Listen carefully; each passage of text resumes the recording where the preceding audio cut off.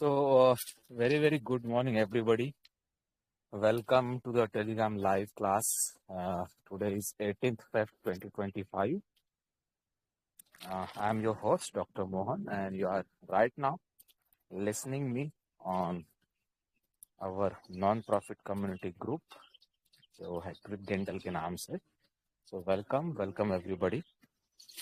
And the latest news, as you already know, जैसे कि recently वो publish किया गया है, तो information bulletin is there and lot of confusion was there initially. Right now it's totally cleared, so we are going to start our boosters again.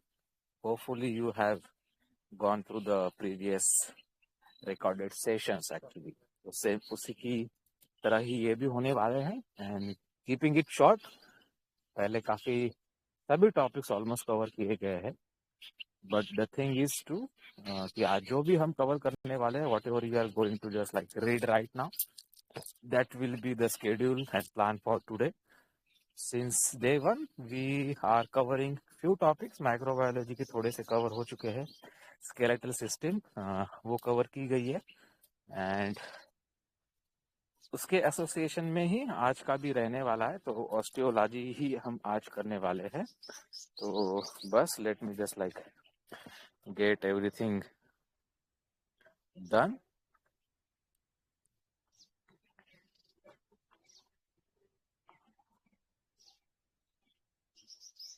Okay.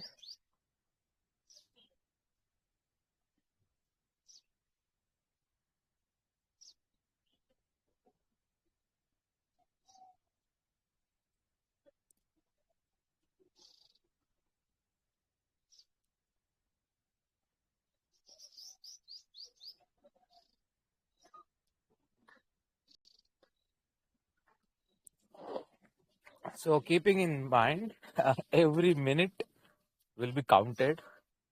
So planning study hours wisely is the best plan.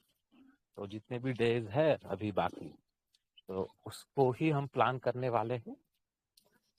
And to be let's say aspirant, MDS aspirant itself is a very critical thing for every student, for every working dental professional. कि success obviously different parameters होते हैं उसके, but still trying our best is the thing. So this will be a sort of a structured plan for today, and this will be a key for our tomorrow's preparation. So as he consecutive days till 19th April, we are going to cover this Telegram live class.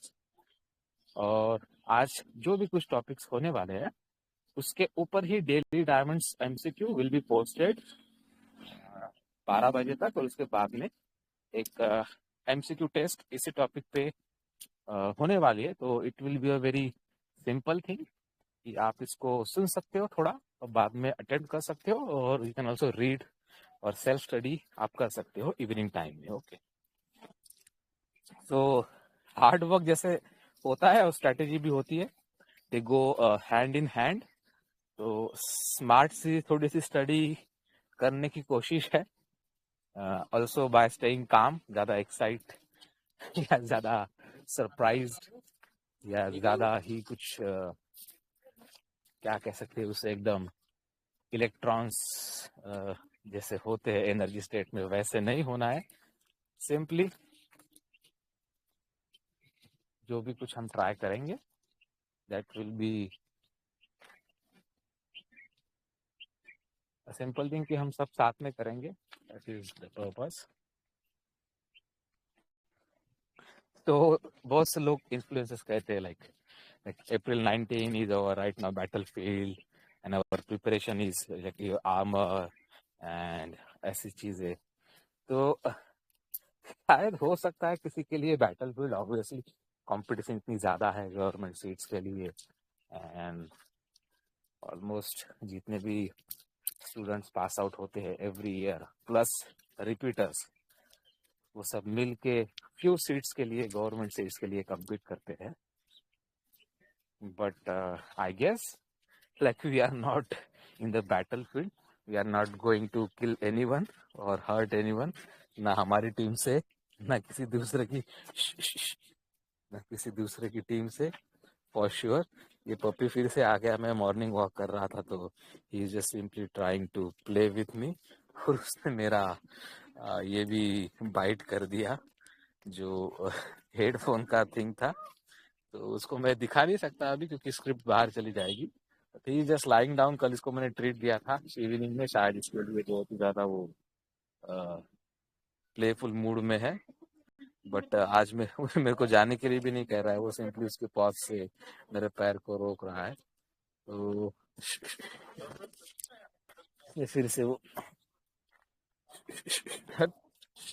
Is trying to play actually. तो उसने मेरा headphone पूरी तरह से गिरा भी दिया और दो टांगों पे खड़े रह के अच्छा खासा उसने एनर्जी ला दी. तो वो एक चीज होती है. इसके लिए मैं एक्चुअली इस ट्रैक पे आता हूँ क्योंकि ये जो फरी फ्रेंड्स है मेरे, पपीज है, डॉगीज है, बिचेस है, स्क्विरल्स है, एंटीलोप्स, ब्लू बक्स है, पीकॉक्स है, तो ये मैं एक्चुअली अर्ली मॉर्निंग कवर करते रहता था पहले इन माय व्लॉग्स. बिकॉज 31 जनवरी के बाद में कुछ अपडेट नहीं हुआ था तो I considered it like as a opportunity to follow dreams, follow hobbies, interest. तो वो यूट्यूब के चैनल पे सभी अवेलेबल है basically. You can check out that along with our Telegram live classes. वो भी, ये वाला भी उधर पब्लिश हो जाएगा और चैनल पे तो आने ही वाला है. तो listening music, walking, exercise, physical thing जो है that is also very important. Because health अच्छी रहेगी, मेंटल स्टेट अच्छी रहेगी तो परफॉर्मेंस ऑब्वियसली किसी भी चीज में बेहतर ही होता है.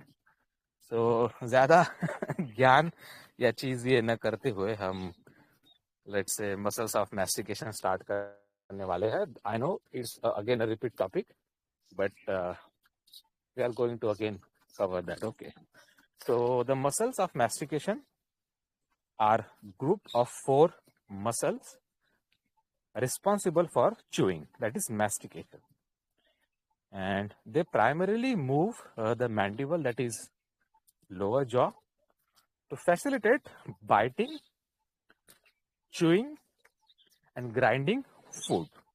So these muscles are innervated by the mandibular division of the trigeminal nerve, that is cranial nerve, fifth wali third branch. Okay, and they are derived from the first pharyngeal, that is brachial arc.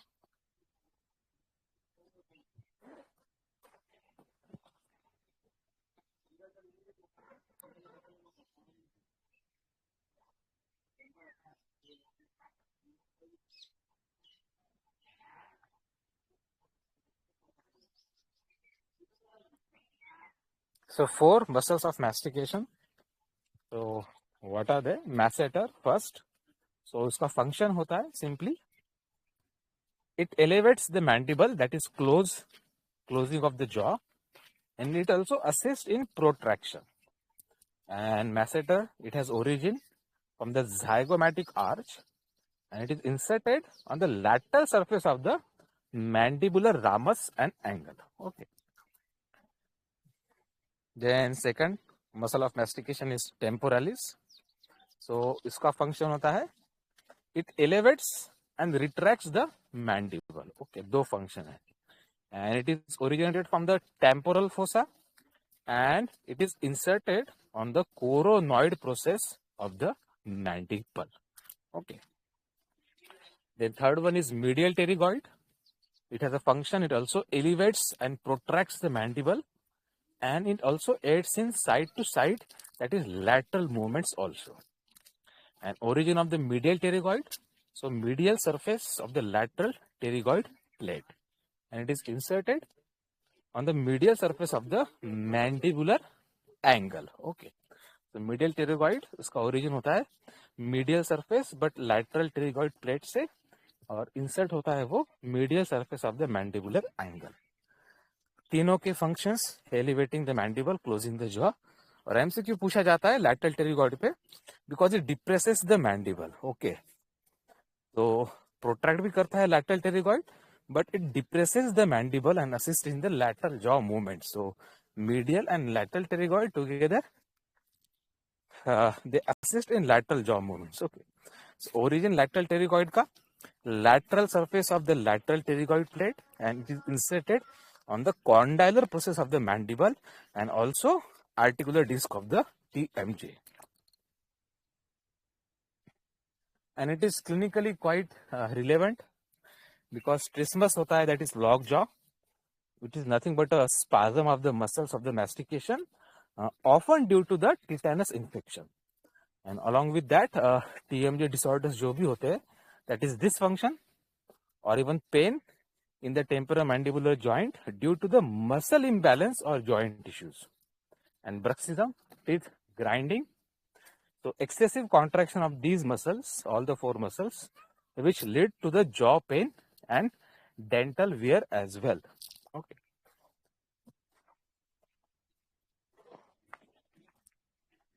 तो osteology he along with some muscles हम cover कर रहे हैं। इसके ऊपर काफी detail और पढ़ा जा सकता है। एम्ब्रायोमी से भी इसके टॉपिक्स कुछ आ जाते हैं। And let's move toward skull. Cranial sutures हम पढ़ेंगे अभी। So cranial sutures are the fibrous joints that connect the bones of the skull, and these sutures allow for the skull growth during infancy and the childhood, and later they fuse in adulthood. Okay, so they play a crucial role in accommodating brain expansion and maintaining the skull integrity as well.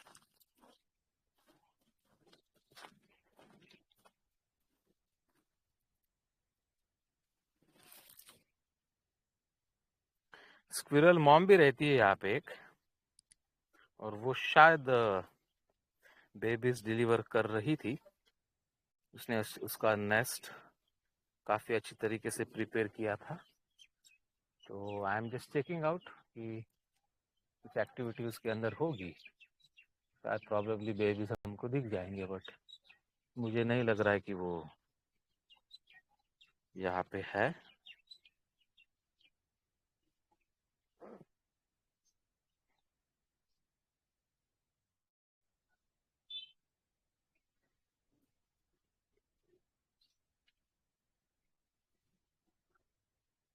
तो दिख तो कुछ भी नहीं रहा है obvious, थोड़ा सा ओपन है। Also I need to check out कि नीचे तो कोई बेबी स्क्विरल गिर नहीं गया है, क्योंकि बहुत बार गिर जाते हैं ना बेबीज, आईज उनकी क्लोज्ड होती है तो। सो स्कल और उसके sutures, so they play a crucial role in brain expansion and maintaining the brain integrity as well. Okay, so major cranial sutures है coronal suture between the frontal and parietal bone, and then second one is sagittal suture between the two parietal bones, and then we have lumboidal suture between the occipital and the parietal bone. So coronal, lumboidal and sagittal suture. Okay, then last last in the sense squamous between the temporal and the parietal bones. Okay, and metopic, that is frontal suture in between the two halves of the frontal bone, usually which closes by age 2. So skull के bones like frontal, parietals, occipital, temporals, और उसके different sutures, ये basic तो हो गया अभी, coronal, sagittal, लंबॉइडल and squamous, मेटोपिक। और इसके कुछ पॉइंट्स भी होते हैं। सिंपली पॉइंट्स में से जहाँ पे दो या उससे ज्यादा सूचर्स मीट करते हैं एंटीरियर, पोस्टीरियर, लैटरल पार्ट पे, तो उसके ऊपर एमसीक्यूज पूछे जाते हैं कि how many sutures are involve. So going through और रीडिंग द एमसीक्यूज वो कवर हो जाएगा. That is a thing to do in the evening और आफ्टरनून के बाद में. Then pathologies associated with the cranial sutures. So craniosynostosis, which is nothing but a premature fusion of one or more cranial sutures leading to the abnormal skull shape. So different types of craniosynostosis देख लेते हैं अभी. तो scaphocephaly is there, that is sagittal synostosis. That is a long, narrow skull due to the early closure of the sagittal suture. Okay, so scaphocephaly is associated with the sagittal suture, and because of that, skull becomes long, it becomes narrow due to the early closure. Okay. Then there is a brachycephaly, that is bilateral coronal synostosis. So skull becomes short and wide. And there is also plagicephaly, that is unilateral coronal or lumboidal synostosis. तो asymmetry school की दिख जाती है इसमें. और कभी कभी ट्राइगोनोसेफेली भी दिखती है, मेट्रोपिक सिनोस्टोसिस और ट्रायंगुलर फोरहेड दिखता है. तो इम्पोर्टेंट इज कैफो, ब्रैकी, और एक वाली है एक्यूरोसेफेली, शायद यहाँ पे वो कवर की नहीं गई है, but that is also a important thing. Then hydrocephaly और होती है उसमें pathologies, which is defined as an accumulation of the cerebrospinal fluid, that is CSF, which can increase the intracranial pressure and it can also widen suture कर सकता है वो. Then third pathology, sutural diastasis, which is nothing but the abnormal widening of the sutures due to the increased intracranial pressure seen in trauma, tumors, or even hydrocephalus में. Fourth one is cleidocranial dysplasia, which is defined as a genetic disorder causing delayed suture closure, leading to the long fontanelles and abnormal skull development. और क्लीडोक्रैनियल डिस्प्लाजिया के associated काफी dental के issues और syndromes भी दिखते हैं. तो ओरल पैथोलॉजी जब पढ़ेंगे तो वो भी एक कवर हो जाएगी. So Vermian bones, that is intrasutural bones, that is extra bones within the sutures, often associated with the conditions like osteogenesis imperfecta or even Down syndrome. So Vermian bones क्या होते हैं? Intrasutural bones होते हैं. These are the extra bones, but within the sutures. और osteogenesis imperfecta और Down syndrome में actually वो देखे जाते हैं. तो नॉर्मली क्लिनिकल रिलेवेंस क्या होता है इसका? सो फॉन्टेनेल्स होते हैं इन्फेंट्स में.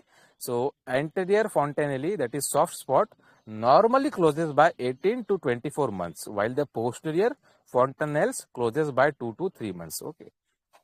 तो एंटीरियर लेट होते हैं, पोस्टीरियरली जल्दी क्लोज होते हैं. ठीक है, क्योंकि लाई डाउन करना पड़ता है बेबी को. Okay, before like start walking और सिटिंग. तो पोस्टीरियर फॉन्टेनेली जल्दी हो जाते हैं, एंटीरियर को टाइम लगता है. सो इसके ऊपर भी एमसीक्यू आता ही है. ओके. और सेम ये टॉपिक तो जैसे मैंने कहा कि ऑस्टियोलॉजी ही हम एक्चुअली कवर कर रहे हैं, तो ज़्यादा लंबा भी नहीं खींचेंगे इसको, because lot of other things also have to be done. तो growth and development of mandible and maxilla cover करेंगे, इसको फिनिश कर देंगे. डे 3 ही है तो शॉर्ट 1 ही रखेंगे.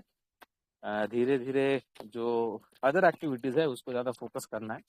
डेली डायमंड एमसीक्यू शेड्यूल कर सकता हूँ मैं ऑलमोस्ट 100 डेज तक. तो आई विल बी प्लानिंग कि 50 दिन के एक्चुअली मैं या 25 डेज के अभी कर लूँ आज. और लाइव तो चलते रहता है, बट डेली एमसीक्यू टेस्ट भी जो है वो भी एटलीस्ट मैं 10 एक्सपेक्ट करता हूँ कि मैं वो शेड्यूल कर दूँ. So the persons, the individuals who are just active right now, welcome to the show. And even if you are not right active, तो आप बाद में सुन सकते हो उसको. सिंपली रिकॉर्डेड सेशंस में अवेलेबल होंगे वो यहाँ पे भी, and they are also published regularly on our Spotify. उसको भी फॉलो कर सकते हो.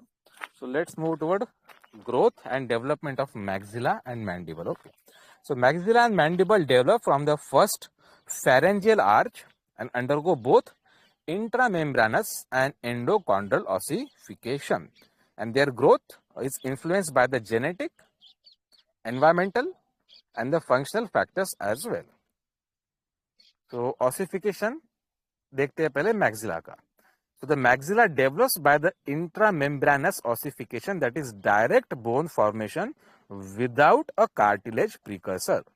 And ossification of maxilla begins around the 6th week of the intrauterine life near the infraorbital nerve. And growth occurs basically at sutures. तो zygomaticomexillary and nasomaxillary और fronto maxillary sutures होते हैं, वहां पे वो उसकी ग्रोथ होती है. ठीक है. And mandible, it develops from the Meckel's cartilage, which acts as a guiding structure, but does not become bone itself. So ossification of the mandible begins at the 6th week of intrauterine life near the mental foramen. तो दोनों के centres और उनका time intrauterine life का इस पे MCQ पूछा जा सकता है. And the mandible forms by the intramembranous ossification, but secondary endochondral ossification also occurs at the condylar process, coronoid process and symphysis in menti. Symphysis menti. तो जो सेकेंडरी है वो तीन इस पे होता है, कॉन्डाइलर प्रोसेस पे होता है. Again repeat, condylar process, coronoid process and symphysis menti पे. Okay. And once it starts developing, तो prenatal और postnatal भी काफी changes होते हैं उसमें. So what are the prenatal changes in maxilla? So it starts as a small ossification center near the infraorbital nerve, and growth occurs via expansion at the sutures and remodeling. But the palatal shapes जो होते हैं, they develop and fuse to form hard palate later on. Okay. Later on in the sense prenatal, but after. And mandible, so ossification starts lateral to the Meckel's cartilage, and the mandible rapidly expands and forms the mental foramen, alveolar process and the ramus. And the two halves of the mandible fuse at the symphysis menti by birth. And postnatal changes. So maxilla increases in size due to the sutural growth and the surface remodeling, while mandible grows via endochondral ossification at the condyle. Okay. Maxilla में alveolar process forms as a teeth erupt, and maxillary sinus भी develop होती है, but mandible के कुछ changes होते हैं, like obtuse होता है mandibular angle initially infancy में 101 to 120 degrees तक वो हो जाता है. तो angle of mandible changes from the obtuse in infancy ज्यादा होता है to 110 and 120 in the adults. तो इससे ज्यादा होता है इन्फेंसी में और धीरे धीरे वो यहाँ तक आ जाता है. And postnatal changes in maxilla, so mid palatine suture जो होता है, it acts as a like a growth center, और mandible में होता है condyle, ramus and alveolar process. And cleft lip palate भी इसके ऊपर हम एक्चुअली कवर कर चुके हैं. इसके ऊपर शायद मैं एमसीक्यूज क्रिएट कर दूंगा. I need to update the thing as well. तो वो एक चीज माइक्रोग्नाथिया है, so which is nothing but a small underdeveloped jaw often seen in Pierre-Robin sequence and Treacher-Collins syndrome. So micrognathia is a clinical feature as it is seen in the Pierre-Robin sequence and Treacher-Collins syndrome. Again repeat, it's a micrognathia, which is small underdeveloped jaw. And there is another thing, macrognathia, which is nothing but an abnormally large jaw seen in conditions like acromegaly. Then mandibular hypoplasia होता है, maxillary hypoplasia होता है, especially mid face deficiency जब होती है, common in Cruzon and Apert syndrome. तो clinical feature in Cruzon and Apert syndrome में है maxillary hypoplasia, especially mid face deficiencies. और एंकोलोसिस होता है, टीएमजे की काफी चीजें होती है. तो इस पे शायद 5 से 6 एमसीक्यू कवर हो चुके हैं, तो इससे ज्यादा और पढ़ना चाहिए प्योरली. इसके लिए इसको आज ज्यादा लंबा नहीं खींचने वाले हम. And what is the clinical significance basically? So growth abnormalities जो है मैक्सिला मैंडिबल की, it can affect occlusion, speech and facial aesthetics as well.